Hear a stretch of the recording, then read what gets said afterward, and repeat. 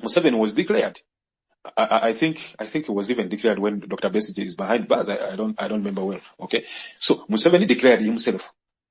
I think it was either 56% or 58%, around there. Okay. And so, why am I telling you this? That no politician should go doing you that they will be productive in the current political system of Museveni and in that on that floor parliament. Okay.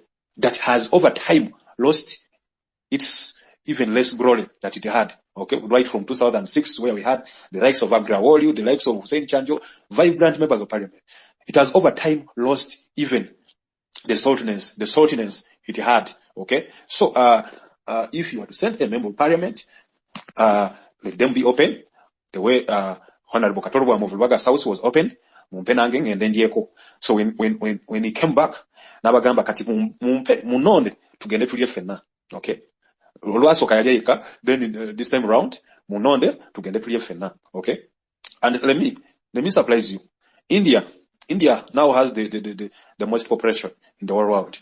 India has entered 1.5 billion people. Okay, surpassing China.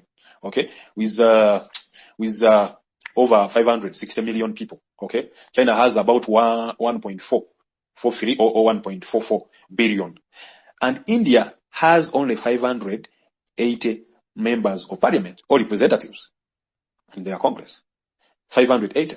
Now, Uganda, with a population of 46 million people, has 529 representatives in parliament, all of which get a monthly salary of not less than 25 million. Okay. Now, that is minus ministers, state ministers, and the exorbitant Museveni's public administration, okay, including the RDCs, the presidential advisors, okay, and so very exorbitant. Now, who feeds this extravagant public administration? It's the Ugandan taxpayer, okay. You. So they have to milk you in order for them to keep in the system, okay. That's why in 2021, when after that election that was rampantly leaked, okay, Uganda threw an economic shutdown, okay, in 2021, in order to suffocate, okay, Museveni's sources of income, so that he can either cut his public administration into half, cut the parliament into half, and comes to his true senses, okay.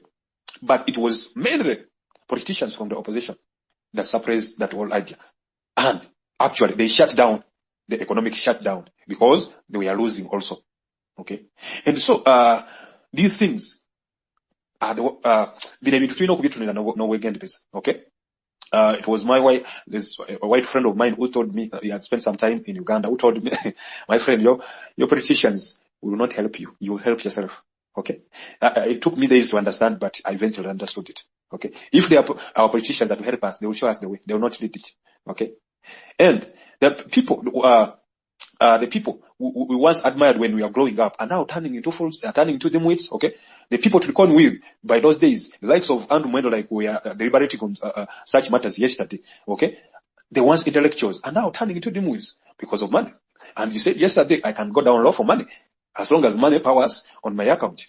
Now, I want to bring to your notice, Ugandans, that politics is not only about speech and fighting for rights. It's also about benefit. And so, but many of our leaders see benefit first rather than our rights and our the public services we demand and so forth.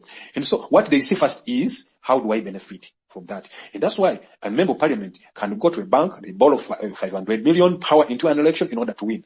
To them, it's a matter of life and death. And you've seen some banks trying to take their property, especially those who have not successfully gone through, okay, including the former woman MP of Kampala. You know her, okay? The bank was almost taking her property, okay? But yet that is one of the people who disturbed us a lot in the FDC, okay?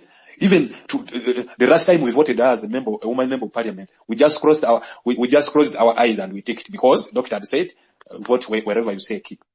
Okay? Because these are the people we call opportunists. These are the people we call puppets. Okay? And Norbert Mao, okay, is a celebrated puppet. Okay? He can't forgive it. Okay? He's a celebrated puppet. Many Ugandans just learned about his true colors. They don't even know that Museveni has ever paid for his medical bills at Aga Khan Hospital in Nairobi. We know this information. Someone had just said it just previously before you came in.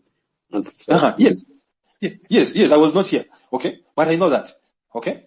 And so, bano, bafunse badikula, they can go as low as possible. They can be as stupid as possible for what we call money. Okay? Because they are fighting for their own survival. Okay? And, by the way, that is how poverty has affected our world system and a country of Uganda at large. Okay? Kubanga, abantu bo bwavu balumye nnyo. Ate naddala, there are people who don't want to suffer because they are maybe not used of certain conditions. Okay? And because they don't want to suffer. Okay? They say, can't in opposition, tubadde mu struggle 5 years, 10 years, let me go and eat in peace. Okay? So abo abantu temubabaamu kubanga bw'onoobanga gwoyo omuntu okyegera ojja kupondoka mangu era ojja kukola buli kimu lwa ssente ojja kutuuka n'okutunda banno. Okay? Because of money. And these people we are talking about have sold their spirit to the devil. After selling their spirit to the devil, they sell the struggle. They sell their fair comrades. We've seen comrades, Hussein Chanjo, we've seen many, I don't want to mention all of them, being poisoned. Okay? Being poisoned. Okay? Because they are either attracted to join the world system and they refuse, and then the dictator uses some of their friends because for them, Bambi, they think, even the other one, MP Gundi, yeah, is our party member, is part of whatever. Naye, tutusobola leero, ng'ekyamazima, bagamba nti eryokanga netonya, ne tulyoka tulaba ensiisira w'ezenkana emyoyo. Tutusobola leero nga munuupu, you know what is happening there. In FDC, you know what is happening there. In DP, you know what is happening there. Okay? Kati imagine, ng'omuntu gwe wali osimbako nti oyo mukkiririzaamu nnyo nga lwalukedde nga yemmawo ng'ali mu NRM. What will you do? Will you join him in NRM or will you whatever? Okay? Nga yakuwaako ku byokulya bambi n'olya n'okola ki bannange tuli mu struggle. So be careful, you people, when you are speaking these things. Because for them they see the good girl, the way she speaks, that one is a true daughter of a revolution, is a true daughter of struggle. Kakati. Now they use all agents against good girl, okay? To kill you or to suppress you or to make you silent or to buy you, okay? Ate abamu babasubula very cheaply, by the way, okay? Very cheaply, okay? Bamu obukadde ataano, they betray the struggle. Because they think 50 million is a lot, okay? They give them 100 million, they betray the struggle. Mpuga ni mapuga, 500 million, bye no, okay? They speak all sorts of evil against because of 500 million. Yet, nesento liza akuwa sizize teziva mu nsawo zaamu na Uganda, it's taxpayers' money, unfortunately. Okay? And so, ekyamazima, there is a way. There is a simple way to achieve some level of maturity. Okay? Because we really trusted these guys and we thought actually they are intellectuals, they are elites and whatever, they defend what they know and they know what they are defending. Okay? They have values. Okay? But the simplest way to achieve maturity is to overcome your greed. Okay? To overcome your greed. Okay? Isinagamba nga nebafull soldier nti olina okwekalakasiza ku mulimu gwongo okola before the day comes. When the day comes, you hit the street, you go back, you work. Please work. Era leka akatono kakumale. Okay? Until we liberate the Uganda we want. Okay? Until we reach the new Uganda we want. But if not, okay? Dictator has enough of our taxpayers, not his money. He has enough money, enough taxpayers' money to bribe anyone, to buy off anyone. That money he has, because he's currently the governor of the Bank of Uganda. We don't have a governor, okay? Recently, I saw the money, I'm going to share it here.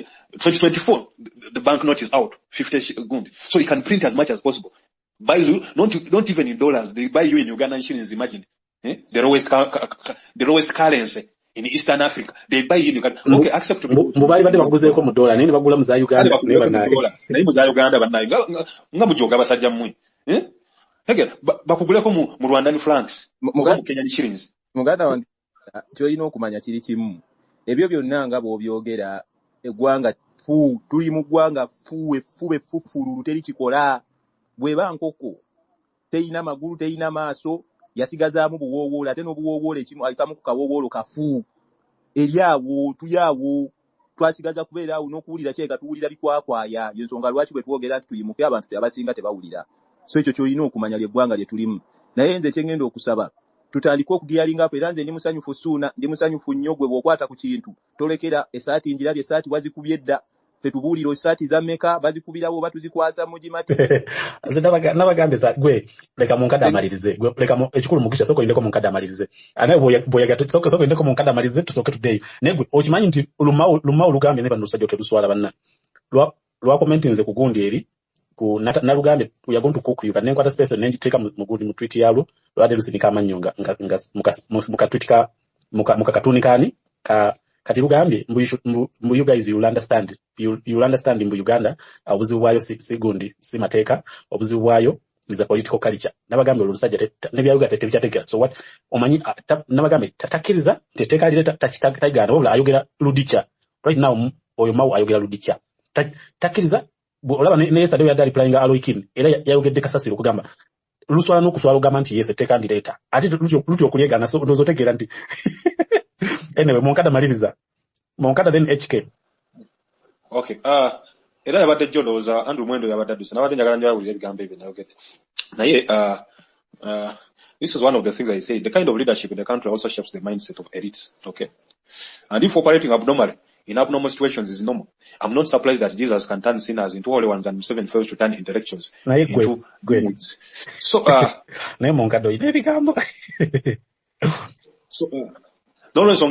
okay. So these ones turn to Museveni for their own survival. Okay, because they think they don't benefit anything from the struggle.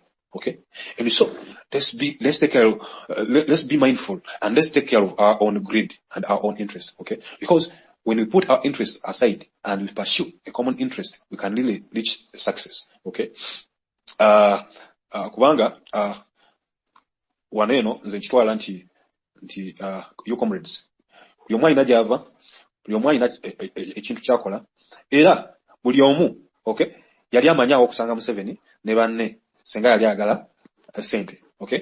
Kale ndowooza, wabaawo abamu, ndowooza nga olwalema okulaba Museveni nga bamulemesa ndowooza n'alyoka akola ki ajoininge opposition bamulabe naye nga bwe tubanga tetugwa mu kowe ebyo kitegeeza nti Museveni omusanga wali omanyiwo ne NRM na biki. Okay, era abamu n'abantu bamwe abamu bava mu ruling party naye bw'oba basalawo okujoininga enkyukakyuka ng'oyagala eggwanga epya. Okay, you want a new Uganda, you really want change. Okay, avoid ebintu ebyo okwesembereza abantu abo. Okay, abantu abo basobola kwegamba wewala okwesembereza abakemi. Okay, sitani nsobola kitu siba tusaba sitani aleme kukukema. Okay, obere omuntu agoberera Katonda kati Katonda enkyukakyuka yaffe eringa ye Katonda waffe kubanga yegenda otuleetera buli kimu mu Uganda.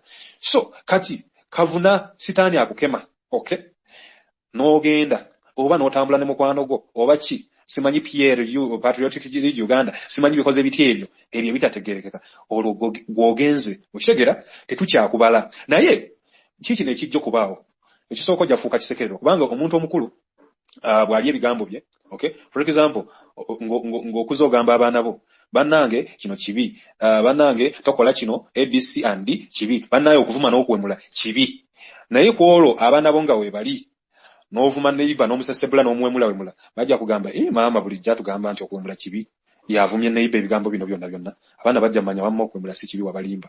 Kakati be bano Nobert Mao batugambye ebintu bigambo birungi nnyo. Andrew Mwendo bwedda bamunjukiza ebigambo byayogeranga kakati balidde mu bigambo byabwe kitegeeza ensi ejja kubazi ebeerabire nti bali babadde onako mu history ya intellectualism tebajja kubaawo n'erigase tewali zero kwe kuyoza n'oyanika mu ttaka. Okay, nti ne Uganda bwe bayakukyuka nca bajja kunoonya they will bury their heads in the sand bajja kunoonya we banyotu. Okay, bajja kubeera mu wano mu Uganda naye bajja kubeera kisekererwa kubanga bali bati bakyalina kye batugamba. Okay, ensi bagiryamu olukwe tebaalya mu Ssuuna tebaalya munze baalya mu nsi olukwe. Actually that is the true treason. Okay, yemu ku treasonous acts. Okay, okwefuula kyotali n'ozanyisa ensi yo because this is Mother Uganda. Mother Uganda will fe tuyinza obutawoolera gwanga naye Mother Uganda has to pay revenge. It's only revenge. Okay, nsonga lwaki jjo bayogeddeko kwoli ow'Emasaka yalisanga abantu sapatu. Okay, nti n'aba oyo simanye yalya ne mu Ssekabaka olukwe oba Ssekabaka Muteesa nakati n'embwa teyagala mutunulako we mulabe muboggolera. Okay, kakati be baba Andrew Mwenda ne Nobert Mao. Okay, nga n'embwa muwandulira amaluso n'etambula. Okay, kubanga balidde mu nsi eno olukwe. Bw'obanga oyagala kwekolera nakyemalira ekkubo likwate genda BNRM tetujja nga bakabanda baani tujja kumanya nti you are NRM, okay? Naye gwe okujja n'omala obudde mu opposition n'otisa abaana b'abantu n'owandisa abaana b'abantu, then after your purpose n'oddayo ensi teri kusonyiwa. Ensi mwegenda baleeta amawulire ge mubadde temumanyi. Ate ensi eno, okay, this Uganda and this world can bale names ne tugeerabira kubanga tubadde n'abantu abamanyi ng'ensi batya. Era omwe ayogedde ku kazi wa Bashir Mbazira yalinga wano parapase ebikibi nange olumu nalinga muwuliriza, okay? Naye if you want to test the man is greed, give them power, okay? If you want to test a real man, give them power. Ngamaliriza ensi nzize mbagamba nti abona lwa bintu nga bisatu oba bina. Ekisooka ye musirusiru okulya nakuta, ebyo Bible no yebyogera, okay? Omusirusiru okulya nakuta kubanga omusirusiru walya nakuta tamanya nti waliwo abaagala emmere waakiri agiyiwa, okay? So yo musirusiru okulya nakuta. Ekirala inakyeyombekedde okufuna obufumbo, okay? Nakyeyombekedde amaze emyaka 3 afumbirwa. Kafunye obufumbo. Musajja ne wamusanga n'abaana be bonna ajja balisa akakanja. In fact tajja nafumbirwa ajja kulowooza kutta mwami oyo atwala ebyobugagga bye. Nakyeyombekedde okufuna obufumbo. Mumumanye eri mu parliament. So ekyokusatu ye mukopi okufuuka kabaka, okay? Omuntu omukopi okufuuka. Kakati bano bajja bakopi nnyo, okay? Nga tebalina nake balina. Wakiri suna gudugala alizo gamba munanze nayo ka ploti kange wano nayo ka motoka kange naye bano bajja zero. Tebalina yadde kebali kati we bakwata obuyinza balina okubba buli kamu, okigera kubanga once a thief is always a thief, okay? Ye mwana omwana anabeera loba anabeera omubbi kondo nga sobi oye yafa. Ye mwana azukuka ekiro ngemva zaawomye nnyo naye nga bazireseemu muganda wange ani mukada sokola nige submission twina bavudde mu West balina network bulungi asimu yajja kudropinga sokola nige submission hii maliza n'ekyo omwana anabeera kondo nga sobi nga ba Museveni abo omulabirawo kubanga kali akendo akalabira ku mukondo. So ye mwana azukuka ekiro nga mwebase mufuluta enzikize ekutte n'ali ebifu by'ennyama n'abimalawo, okay? Ne supu n'amuwuuta takoma okwo n'entamu n'akuliita naye waakiri agigabira mikwano gye. Kakati ekyo n'afumbira muki be babbi bano be tulina mu ggwanga mwebale nnyo. Tweyanze mukada. I know Mugisha Mukasa and Muchimati, you will all hold on to echo Asimwe. Asimwe, you have the mic. Asimwe, Derek, can you hear me? I can hear. Can you get me? Yes, loud and clear. Go on. Oh, okay. I want to first thank you for hosting this place. Whenever we are able to speak up, in one way or the other, the responsible people are able to get our rate, they are able to get our appointments, whatever they are doing. So, if I make something small, is that I know the fact that nobody now is the land press. He's a lawyer and he has worked in this for some point. And I think he has worked with many ethical figures.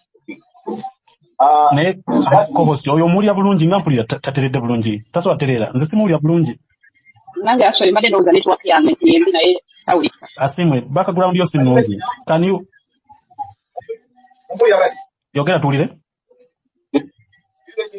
Asimwe simanyi but tetukuwulira bulungi. Si network but where you are speaking from funa ekifo nga tekirina background noise. Funa ekifo nga tekirina background noise because obadde oyogera nga gomanyi oyogera naye nga tetusobola kuwulira ate you are making your points, so you can't pretend tukuwulira ate nga tetukuwulira bulungi. When you get a good place you can unmute and speak.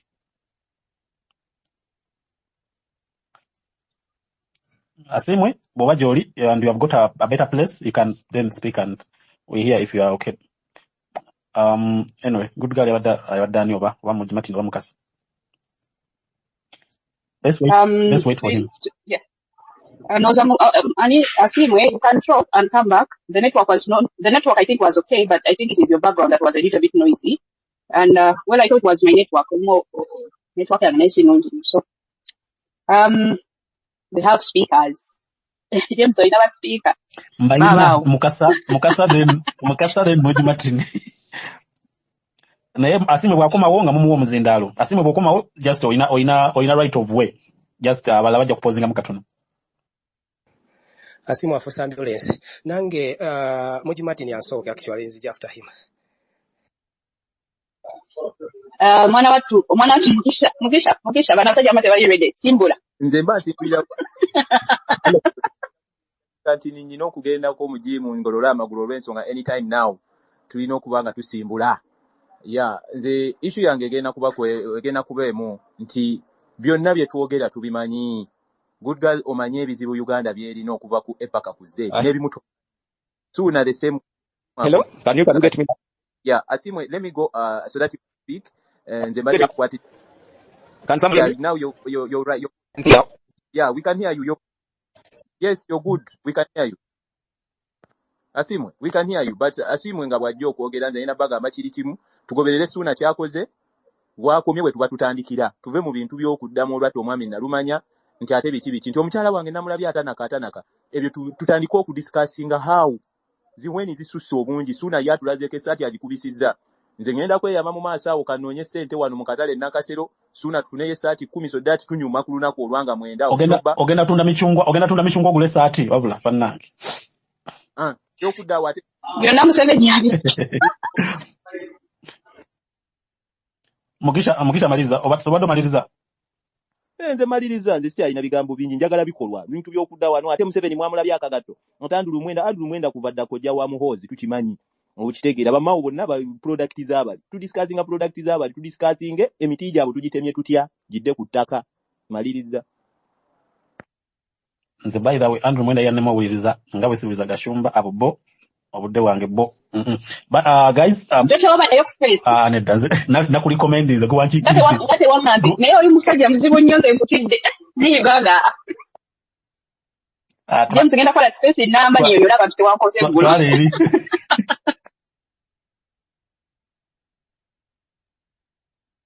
Mutima kiri wali oba taliyo soko afatenge bizindale mutima kiri I'm waiting for you guys.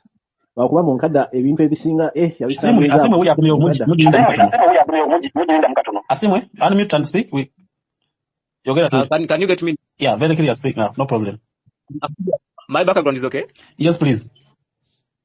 So what I was trying to say is that Mao is not in the position where he is by mistake. Mao is the Minister for Justice and Constitutional Affairs by design, in default.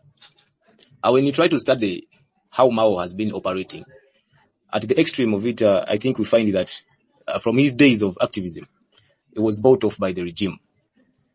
I believe that Mao being a lawyer by profession and also being a practicing advocate, he also knows that what he is trying to push, he also knows that the addendum he's trying to push is not right in a right-thinking person, especially for him as a lawyer.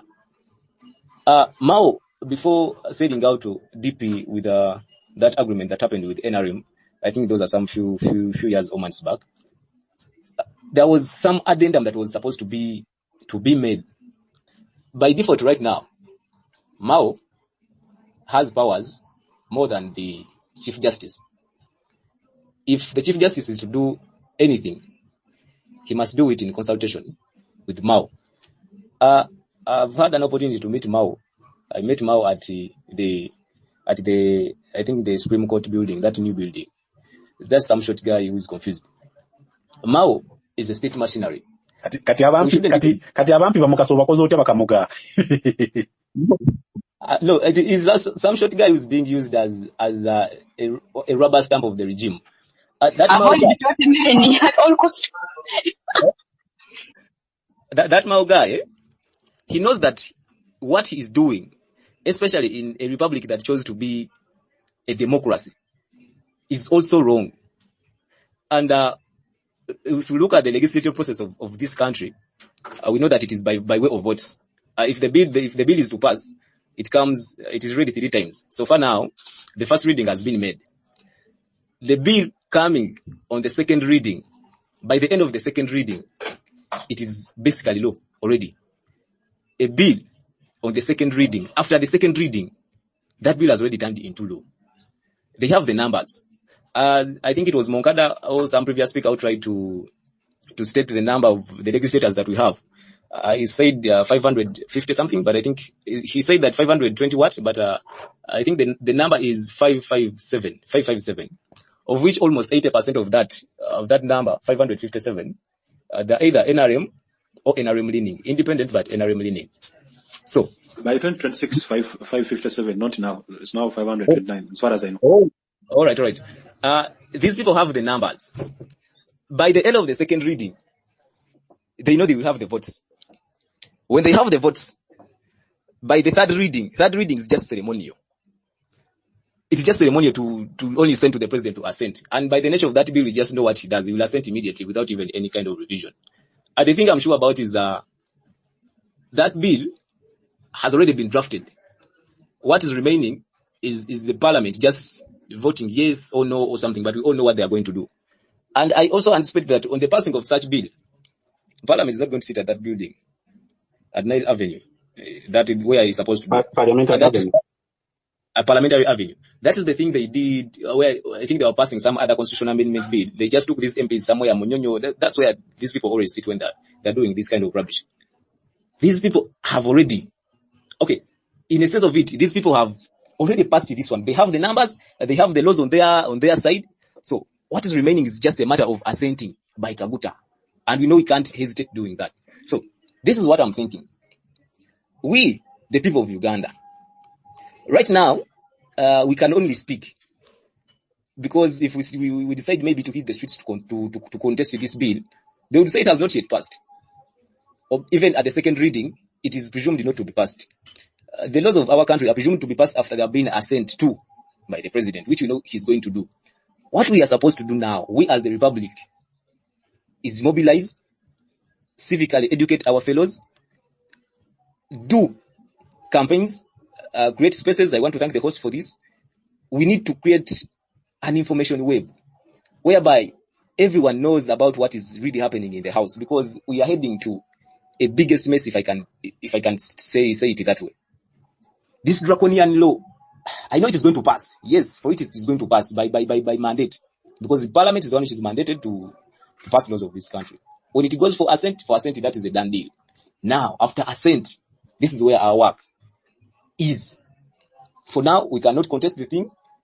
Asimu vera serious. Ogambye ndi tulwane nga mazo designinga. Dochengamba. We can only speak about it. Tusobola okuchogerako. We can create spaces about this. Then if we come out and let us hit these streets such that this thing doesn't pass, Mao is going to come out and say, nothing has been passed by parliament. The second reading will come, assent will be considered not yet to be passed. After assent, that is the only chance we can get to hit the streets. But if after assenting of this bill, if we don't hit the streets immediately, right now we should spread it. I think what you're saying, just 1 minute, what you're saying is really right. Just 1 minute, someone just wrote something about Mao, and he came out to say that it's actually a tweet, and he was, denying everything and saying, now that is how idiots think. This is not about to be appreciated. This is about them discussing a bill that exists only in their imagination. So what you're saying is actually right, that he still has a ground to say, I have no idea what you're even talking about. Yes. So let us assume that. Let us assume we take away Let us assume the bill is there. You can't reject when it has been signed as a law. Like when it is being read, maybe like a second time, that's when we can protest against it. Never if we take what are we fighting? Suna. Yes. Subira simwe kyagezaako kugamba nti bwe bamala odiyisa mu parliament, then oditwala odisigninga awe tulina okuhitingira. Gamuwulirize agambe we fight after it has been assented to. Gamuwulirize seba asimu woli yogera. Asimu nyonyola wao. Asimu ngatana nyonyola nduga asimu yongerako kino. Bwosanga timba nga agenda okumira omuntu. Omulinda nasoka namumira noli omukuba oba omulemesa okumumira. Genda maaso. Ekyo kituufu. Okay, timba obogenda soko omulemesa okumumira. Naye kyetulina osooka ne tumanya nti abasajja bano legal framework yonna gye bakola mu parliament nga bali in collaboration with the Attorney General, nga bali ne Minister of Justice and Constitutional Affairs, nga bali ne Chief Justice, bateekawo safeguards nga zo zigenda kukuuma bo nga beteekako ekikomera, babeera ne way out. Oba nfuna ti bo saawa yonna wonna we bali protected. If you come out, you can't get a way of attacking them immediately. Awe basinga otukubira ne if the right time of attacking, if it is attacking and protesting the thing, is on. It can be after Kaguta has assented it to become a law. That Neither, is what. Asimwe nedda. Asimwe kankwabulemu katono nnyo. Yes, sir. Olaba financial bill yaba na Kenya. Yes. Kabi bamala draftinga. Banansi ne basandika mobilization and sensitization. Yes. Parliament aiso kutwala okusigninga. That's when the Kamoga. First reading is the first protest. First reading we had Parliament was the first reading. Second reading they notified Parliament the second time. Third time when President Gagenda just sent to, that's when they That's when they governors of Asimwe logically over losing you were fighting for nothing. Yes. Because we want to be a bill, to be put in law. Anyway, that's the whole thing. But what we're doing right now is the right thing.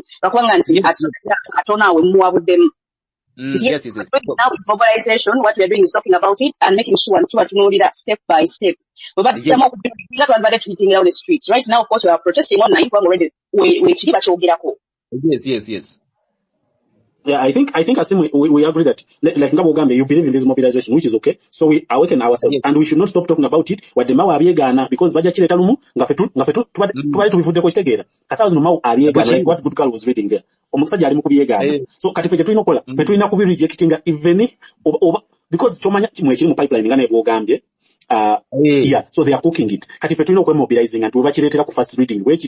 Because last time we watch it first reading, then we go there because Petro are Barinda. Then I also want to agree that at the moment Petro are hitting the street before they read it. That one I agree 100%. We can't hit the street before they read it, but we have to mobilize. In fact, it should be daily mobilization. Ngabana abakenya babo mobilizing against the bill. Ngatibana jere na parliament. Bali mobilizing. Bali jere parliament way but already numbers bamanyi what they are going to do. Ochitegera. So now you see these people, they have realized their works. Uganda is their project. Bonga basaba tuleyo ne batula bonga family, Museveni ne family ye, then baneno ba Mao, babaleta munga bachiyambi. But these people batujoze. They control the resources. No labida dalanga buli. Even every strategic statutory body, elimubo. They control the finances, they control the army, they control the education, they control coffee. So as I wind up, to give another person chance, Mao also knows that whatever he's doing in the face of law is not right. The Attorney General also knows about it. He's a lawyer, he has practiced for time. At least I've studied about his works and the works done by KK. They also know that what they are doing is not right. The Speaker of Parliament, Anita Among, I hear that he did law at KIU. The Deputy Speaker himself is also a lawyer. Most people that are the helm of power, they are lawyers in the sense of a right-thinking lawyer based on our system, on our democratic principles. Now we are a republic. That bill can't even get a chance to pass by the gate of Parliament. I thank you all, Mwebali, who take out this initiative, and I believe that if this goes on every day, and we mobilize, we sensitize, it will do us a great service. I thank you, Bliam, MPU, OT, all of you. Thank you for listening to me. So, natolina ku Bugalo. Mbadde mbulekede good girl nendo za basina yesu ntegeera bulungi. Musajja mumuwe Bugalo. Alese life waneeno. Mutwale twabivuddeko ddanga tuli ku discussinga individuals and whatever ngomulamu kwa tulese twaguvudde. Musajja mumuwe Bugalo namwe. Okay, babukuwadde ndoza obulaba wansi babukuwadde. Naye ng'oko kweddango mu kwa nanga omuntu batukkiriza agende akomewo. Twagala buli obugira kya. Obudde yalina corporate yabo tetubulina munnayi. Nenga mwana Asimwe salute you man. Kale kati ndozaze badenzera ko. Linda katono tuulize KM. KM tayayogedde. Tayayogedde. KM yayogedde. Asinamula ko ngayogedde tanabakogera. Thank you very much. No, sinabakogera. This is my first time. And I want to thank those who have spoken already. For sure, there is something we can do now. First of all, today I saw Mpuga saying that he sees Mao is delaying, so he's gonna move a private member bill for constitutional amendment. So it looks like he's driving the same thing. Legally or constitutionally. KM. Yes. Not today. It was yesterday. Immediately. Yeah, yesterday. Yeah. So it looks like they have they have strategic plans, whatever the case, whether Mao or someone else, they needed the amendment, the constitutional amendment to come. We all know that one of the articles they want to change is the election of the president so that it could be by the parliament. By the way, such a move is unconstitutional. The same way it was on the age limit, the same way it was on term limit.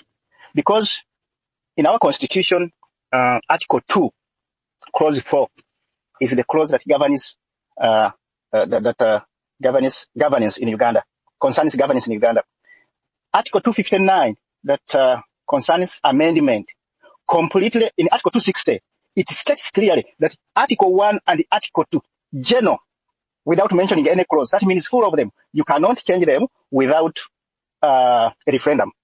But they did it because they used, they just read it in parliament and the court interpreted it completely wrong. Completely wrong. So now they are going to do the same thing. Power now comes back to us. It is us to defend the constitution now because parliament will not, judiciary will not, and now it is only the people to defend it using our power given to us by the constitution in Article 3. And we can start now.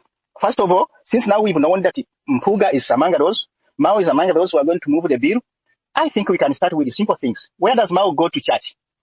If Mao enters the church, why can't all of us get out and live in the church alone? We cannot sit with the traitors who's trying to betray Ugandans. Where does Mao buy his stuff?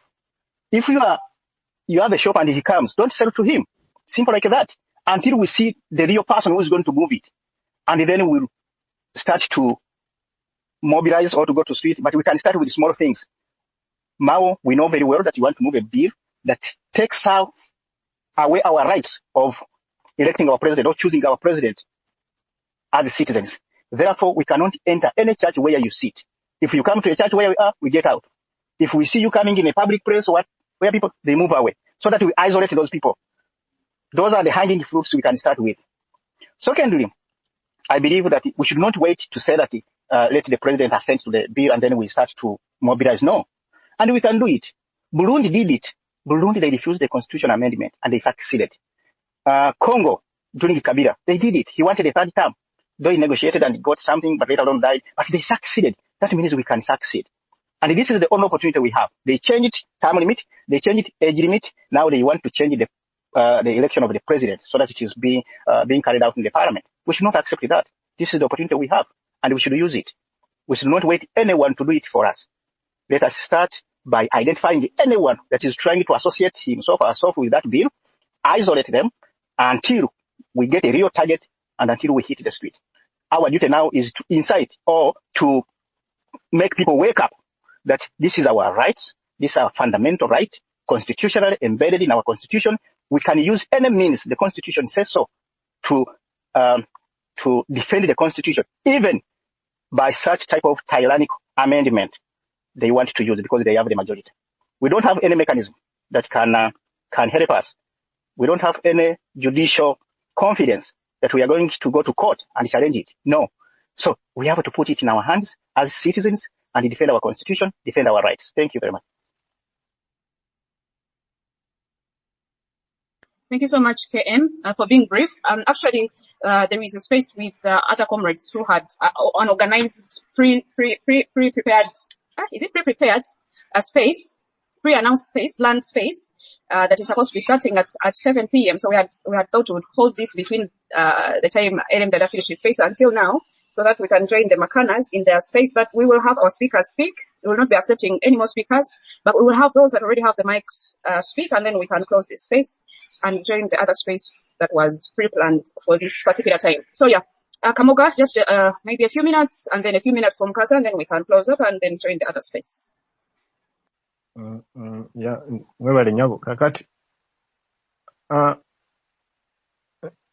oba kati nze mbadde kwemulugunya nyekinyambye mbadde ntuuka asimwe nanzizaamu obulamu nampa essuubi nga mu kyo kikyengezaako okutegeeza nti banaye ku stage kwe tuli obudde buno tuyina okuzuula ffe baani tuddemu tuzuule buto ffe baani kyetwagala nti kituliko bwe tuba nga tuzze wano twemefaanana ng'abantu abekubira campaign okufuna like political capital nti tulina obakalu bakaddako ke tugenda okwetegekera wabula tujje nga tuweereza eddoboozi lyaffe eri omuntu atali wa NUP atali wa NRM wabula munnayuganda oyo babujja agamba nze netunda micungwa gyange ebyobufuzi byantama okumuzuukusa obwongo nti emicungwa gy'atunda byonna byonna ebigitolerako n'ensonga kisobola okuvunda birina kuba nga bannabyabufuzi oba byabufuzi bye bivaako embeera eyo nti omuntu otogenda musoosa muleetera police ogimunnyonnyole to the depth ogenda musuffocating obwongo yongere na bichawa naye olina muyita mbuntu bwangungu baby steps just kunyabunyuma ogambe kale gundi olaba yali ageza kufuna akasente ke naye abakafuna olwokuba nti emisolo gino neki abali bengiza babanye emisolo bwe gyayitira ka business again kagwa kati addayo yavuwala mu ngeri emumbeera eri relatable ku bulamu bwe nesiku because wano nsuubira abaluddeko kuno buli omu ayina okwetegerera okukwe mu bijja aba politics on whatever naye kye tusinga okufaako ye muntu oli agezaako oba n'abanga abadde ayita n'alaba space n'ayingira ogenda mukuumirawo otya kati okugeza nzeko wano naye nga it's mawo ndaba oba gundi yaffe debate tuba tuginafuyiza nnyo ogino walinga ogituusa okudiscussinga individual abantu mukaaga essaawa 3 nti obudde obwo mubanga abadiscussinga porn naye ng'ate mulina discussinga the chessboard as a whole which is now not even just the bills that are going to be tabled but the whole constitution at large nti wetuba twandiba tukuba ekifaananyi nga tukuba nti constitution egenda kubeera raped as MP out seen your t-shirts nti constitution is going to be raped ekyo omuntu nekiba kimutuuka mbongo nti constitution bagenda kuddamu bagikwatemu kati then waba amaze wedda kika 5 nawulira nti baagala kukola ki kujjawo ddembe lya munnansi kubanga asobola okunda president n'agamba eki kati then mu dakiika eyasatu n'ogamba nti naye tukoze tutya nti tulina okusituka ffenna tugenda constitution ega tulina ogidefendinga mu kawaayiro weeka kati n'agamba otyo nno waliwo omulamwa oba omutwala musaawe emu n'omugamba nti naye tugenda kukikola tutya tugenda kukikola mu ddembe okukikola mu ddembe ebituyamba okusobola okulaba nga tulwanya tugidefendinga mu ddembe because we are a peaceful revolution nti it's enthusiasm etya nti tewaliwo kwemala mu maanyi nakwekubagiza nakulamentinga ndi whatever biba bitulenga back biba bituta speed nti tulina okukola kukikuba mu vibe oba tugamba nti constitution ebagikwatako ffe ng'abenzi kijja tuyisa bubinti obwenzi bwaffe bugenda kuba tebukyakola ki tebukyatambula agambe kino nno kibozi then ova ogambe nti ekirala ntino ki tulina okuba nga tukozesa humor mu ngeri yonna nti tutya nalaba omwana munnakenya omuwala ng'agamba nti you police if you intervene they are going to rape our constitution we are going to fuck you up that is humor agambe ye kati nze nkikoze ntya agambe kyewenzira yewaka kampandike ne sukaali mu sugar bowl mpandikemu ekigambo don't rape the constitution nkikuba ekifaananyi teka ku social media wallahi ndaba nga tugenda newoziba nnaku bbiri tugenda kuba tudise mayiro 100 naye nga tukyajja ne twogera ate gundi yakola gundi ate gundi yakola nga tudda mabega biba bibowa abantu bababowa wadde ebyo tebabyagala tebaagala kumanya ani amanyi nnyo politics oba ani amanyi nnyo secrets or whatever or intel of the state and whatever no kyebagala kulya yembeera eno eriwo tugenda kujja approaching nga because we have very few days bana abasajja bayinza n'okikuba mu nnaku bbiri nga bamaze okigusa kino kibabuulira oyo muzeeyi bagamba akaddiye naye kwolwo babitandikaniza obuteeba kawa ndodde saa mwenda n'alisayininga so kati ffe wetuloba ne tulowooza mbuno kigona nga bwe tubimanyidde then weewali obuzibu obwo nze nsuubira buli ajja wano yandize ng'amanya nti akaseera kafunye mike kaseera akasembayo so utilize this amicably and accordingly to what brought us together era katonda ono mulungi nti atusanze olidde weetuli so kakati kyonna gye kiri kisa constitution it's a bill and how we are going to go about it naye si kugamba nti nze manyi waliwo gundi alina ekisumuzo master key ya Bank of Uganda era buli saawa bwezi kyagenda nakola bwati ebyo tebigasa obudde buno tebiyamba omuntu oba omusaffocating na kusaffocating mu bwongo cause kagambe nti neobanga muli mu meeting oba like conference or whatever mutwala eddakiika nawe ne bagamba musuke mukolemu up and down and west and whatever omuze obwongo sina kindi nkwawe ekyokabirako nti abalaba kasinema kamalini lumu waliwo omukyali ali wiiki nga ayina muzzukulu we ayagala afumbire prince kandi baleeta abawala bangi nnyo balondeko ani agenda okufumbirwa prince ono omukazi omukadde wiiki yakola obya mu ddoboozi abantu bonna ne beebaka ne nabbo binaabakwatako bagenda okuzuukuka nga prince muwala we yamututta edda so kati bye byanga nti omuntu asobola okubakuba ekibozo n'abavuga essaawa namba n'okwebaka ne mwebaka ne lwaki muli wano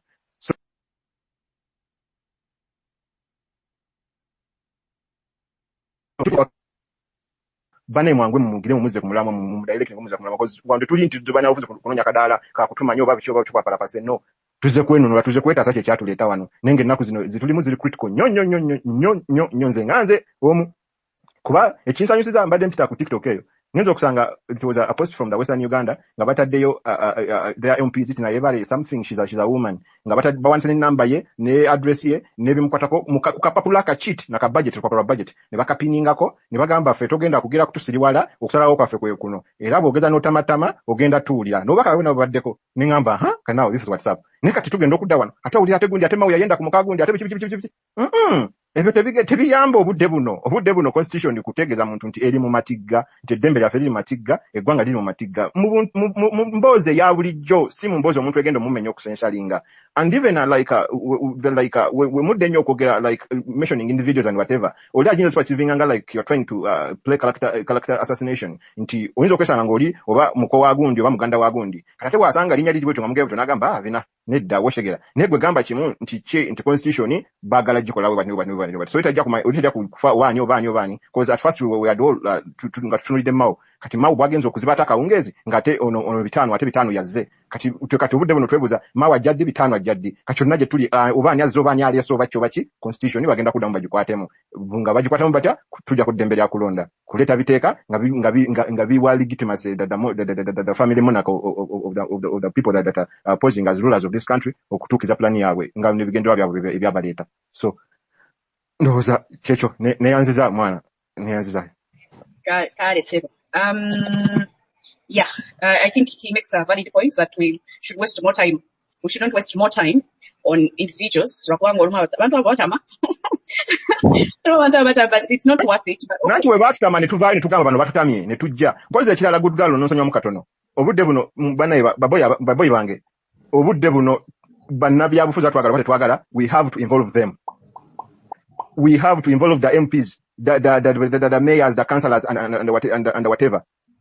Oba twagala oba tetwagala nti newe kibabudde buno kuba inviting here, they should come because kino nsubira kiva ku gundi yaffe yatandise yali eyenguzi, kati tugenze constitution fenna ng'eggwanga nga tujja kutwagambanga nti yes nekiri enguzi affecting eggwanga lyonna naye kino because at least oli ajjaawo afune omukisa najjaalayira agambe bannaye mbalayirira nandibadde sigikwatako naye olw'ensonga ABNC omwana wange bamukubye enema, omwana wange bamukubye obutwa bangambye okumuwa antidote nyina kulonda in favor of the bill. Tukimanye nti omusajja akikoze n'akikoze lwa kutaasa mwana we, so tobudde buno bo bennyini ssaawa zino tewakyaliwo kagwa katwawula neyanziza. Right, we are running out of time. Mukasa, Lawrence, you have just a few minutes. I think you'll be our last one. And then we can close this way. Come to my inbox. Okay, right. Mukasa, I have a few minutes before we close. You're the last one. Okay, actually, I think I'm going to take just 1 minute. I'm going to add on someone, the very recent speaker. I just want to tell him that the point he's raising is a very nice point.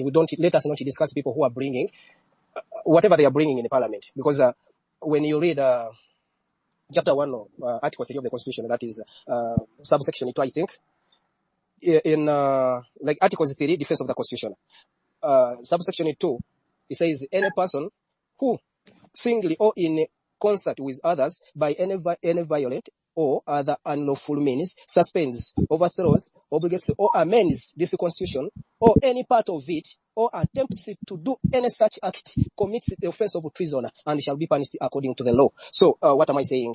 That we don't need to discuss these people, because at the end of it, they are prisoners to our country and they will be punished. So let us first defend our constitution. But even if they succeed in anything, when everything gets better, we shall look at these people and they will be punished. For God's sake, we shall punish those people. We shall punish them. So we don't discuss them now. Let us first defend our constitution in any means. Then after, we shall get these prisoners people.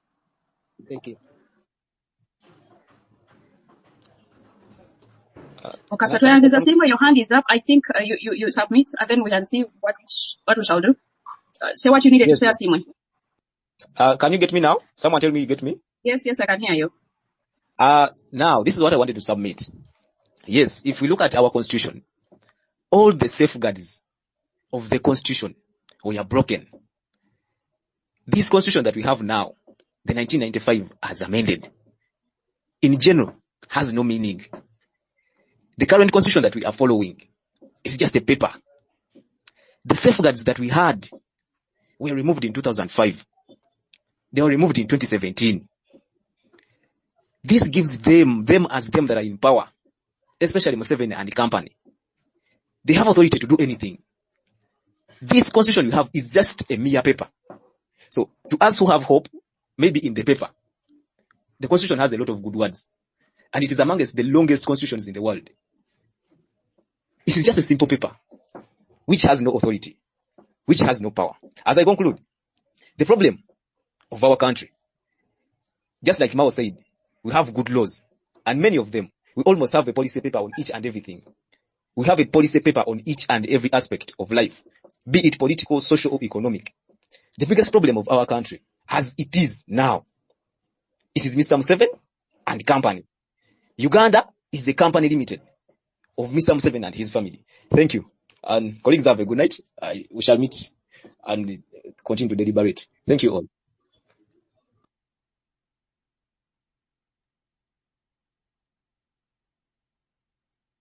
Moncada, your hand is up.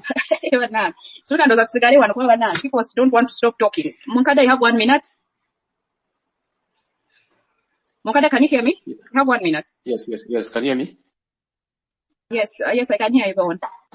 I agree with some of the points of my colleagues, although I want to ascertain that where we have reached, when we say when the going gets tough, the tough must get going. We must really completely understand the personalities of the people who are inflicting damage on our country, okay, and on our people. We must know them. So sometimes their action, much as psychological, we may separate people from their actions. We have reached a time when we can no longer separate. Them and their actions are inseparable. And so we need to understand our enemy in order to know how to fight them and to fight their interests. That's why I think we had a comrade at TikTok Live who said that I know where Mao's family is, his interests. They even have a poultry farm. That's where I buy eggs and so forth. I mean, Gulu. And so we need to know these people. We need to know where they play from. We need to know where they go for drinking, the bars where they dine, okay, the restaurants, so that we know and pass on the information. Omuntu wanamanya nti mukanisa naye tutuseeyo mu kyalo obeno gyasabira ajja kuddamuko ku magezi. And so don't discourage anyone when we are discussing those personalities in order to understand them. You may know Museveni, I may not know Museveni mu byonna byonna in different aspects. So it is important for us to study our enemies, okay, in and out, so that we can easily know how best we can deal with them. What bro, kubanga bwe tugenda mu kwekalakasa, tumanyi okukwata awamuluma, okay? Tumanyi wasula, janywera, tumanyi jakola ki, emikwano gye, and so he will be ashamed to even come to church, okay? Oba tu muzikiti. Kubanga nayo tutuseeyo. Thank you so much, good girl. Thank you, Moncada. I think we James, I think we put up a right space in the wrong time, but we will close for a few hours for the sake of the pre-planned space, for Makana and Praise. So we will be joining them on that space, and probably if it's done early and we still have time, we'll come back for another space. But for now, see you later.